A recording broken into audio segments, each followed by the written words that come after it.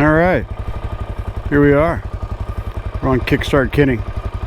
Anyway, yep, commuting to work on the DRZ, basically testing out the Rekluse clutch that I installed.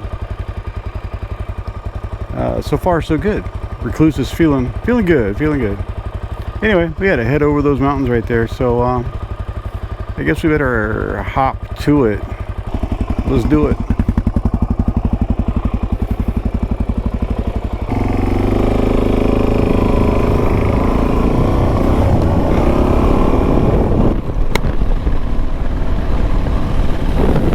It's gonna be a hot one today. I think 101 is the high. Hopefully not that hot while I'm heading back this way, right?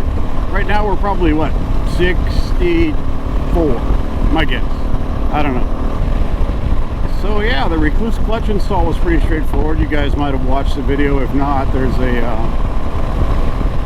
there'll be a link to that video, not a description.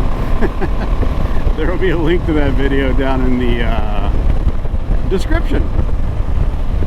I guess we could talk about the Rekluse if you're curious of how it works. I talked about that during the install, but probably an easier way to explain it is what you're doing with the Rekluse is you're tightening your clutch cable so tight that you can put it in gear and the bike won't move, right? So you're just beyond that friction zone. And then what happens is that centrifugal portion of the clutch expands as you rev the engine and fills that gap, and you take off and you go. So when you come to a stop, if you forget or you can't pull your clutch in, your engine can continue to idle. Other than that, you can use the clutch just like you would any other normal clutch. I'm using it right now. The Rekluse springs do make it a little tighter on the pull, right? So I put a longer arm down below. I'll take a picture of it and put it like right here. To help relieve some of that tension here when you're pulling. Yeah, there's a lot of it's kind of a crazy description on how to adjust this thing, and I think the way they do it causes more confusion than anything. Basically, you want to tighten the clutch cable. Don't rev up your bike when you're doing this, by the way. But you want to tighten your clutch cable so that you can pull in the clutch, put it in gear, let out the clutch, and maybe just have a little bit of creep or none at all, right? Right on that fine edge, right at that friction zone, right where it starts to engage. You want it right there. And what you've done at that point is create an air gap in the plates, right? So I kind of talked about how clutches work in that install video. When you pull the lever, what it does, you know, pushing the hub away from the basket, removing the tension on the plates that's applied by the springs normally, and that's how you're able to freewheel, right? So yeah, when you adjust your clutch cable to the point where you can put it in gear and let it out and the bike doesn't move, but maybe barely, you're getting close to where it needs to be for the Rekluse. And then you can you know, also double check everything, their method, using the rubber band and pulling on the lever and revving the engine and make sure the clutch lever moves quarter to what is it, an eighth to a quarter of an inch.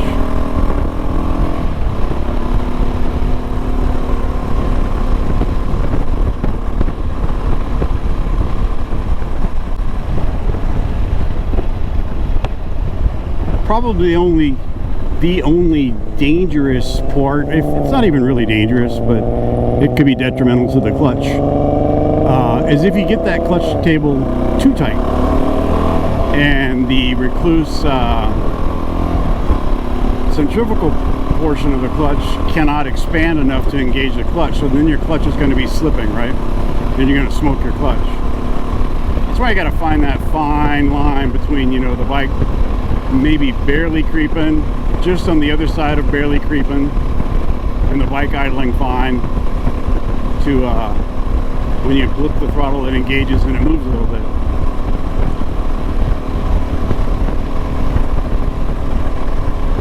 So one of the I mean, obviously there's pros there, right? If you've ever ridden one of those old Honda CTs with an auto clutch, it won't stall when you're in crappy terrain. If you forget or you don't have, you know, the whereabouts to pull in the clutch, the bike will still idle and it won't stall. It's kind of nice. The internet professionals will tell you that, you know, that it'll just smoke itself. It freewheels. You can't get any engine braking. You can't do this, can't do that. That's not true. I mean, here, I'm going to show you some engine braking. There's engine braking. So, yeah, you can get engine braking still. But here, I'm going to stop. Nobody behind me. And look at, it's in gear. I'm just going to give it some gas and take off. And I'm going to use the clutch to shift, because that's what I do. You probably don't have to. Now, the actual only negative or con, whatever you guys like to use as a term or definition for bad things, is if you're parked on a hill, you can't leave it in gear and use it as a parking brake, right? So Rekluse throws in brake straps, and I've got one in here I can show you right here, that, you know, if you're going to be parked on a hill or down, you know, you're on a slope, let's put it that way, for a minute or two, you can, it's a Velcro strap, you put it around your front brake lever, and your front brake is now your parking brake. I'm assuming that's what those Velcro straps are for, that come in the kit.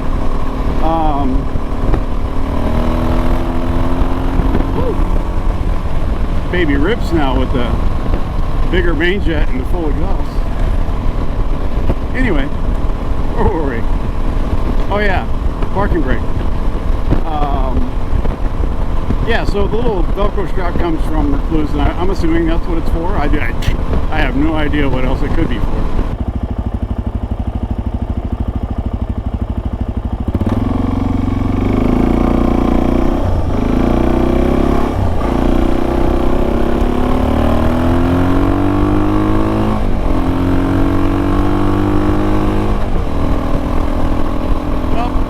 We go. But grip puppies on here for the longer rides on the asphalt. It'll be interesting to see how they are off-road. I don't know that a giant grip provides any benefit off-road. In fact, it might incur some negative feedback. I don't know. We'll see.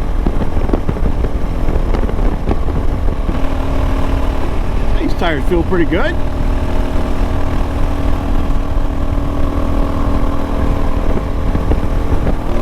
Today we're just rocking a t-shirt and a sun shirt, my Klein vest. Love this thing.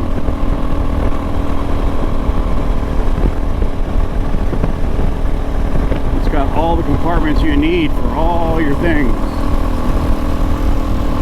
including your pews, if you guys are, you know, into that. It has to be a pretty small pew, though. I think SIG 365X macro is about as big as you can fit in there. Speaking of pews, I pick up a new one tomorrow. Went ahead and rounded out my concealed carry with a Springfield 1911 EMP.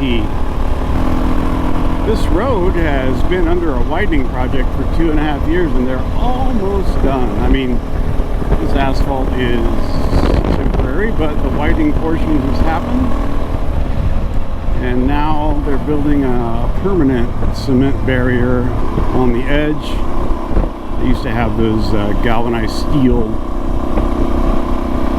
guardrails.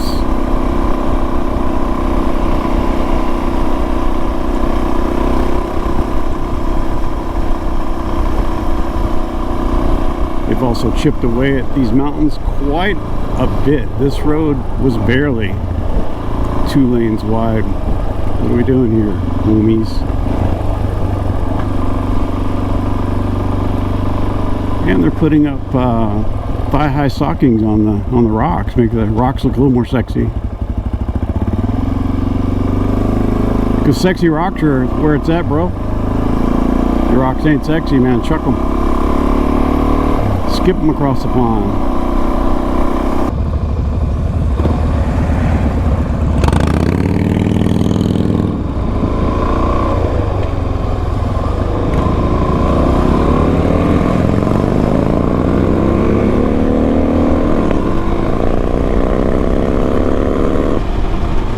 Harley's a stinker.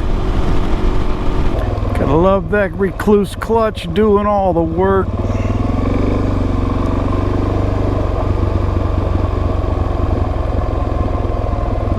So I'm in second gear, but I'm freewheeling because the engine idled down. If you have your Rekluse adjusted right, you can blip the throttle and it'll re-engage the clutch. Just like that.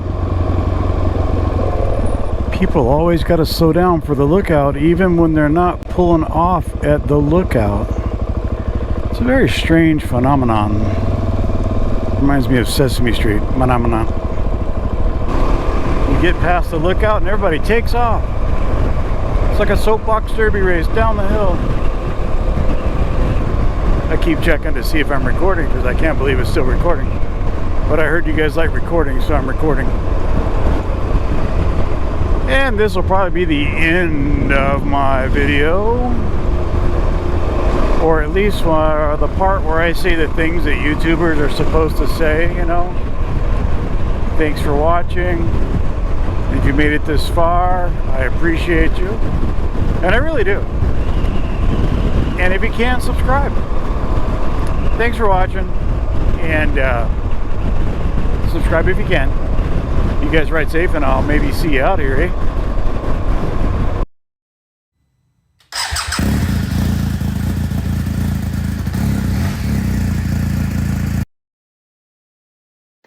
Haven't found any camels yet, but we out here.